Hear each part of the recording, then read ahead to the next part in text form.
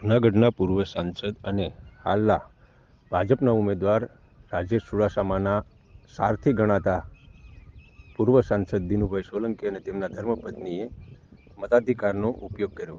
જી હા મિત્રો, વહેલી સવારે કોડીનાર તાલુકાના કડોદરા ગામ ખાતે પૂર્વ સાંસદ દિનુભાઈ સોલંકી અને તેમના ધર્મપત્ની સજોડે પોતાના મતાધિકાર છે તેમનો ઉપયોગ કર્યો છે અને મતદાન કરી અને સર્વે લોકો પોતાના મત અધિકારનો ઉપયોગ કરે તેવું જણાવ્યું હતું.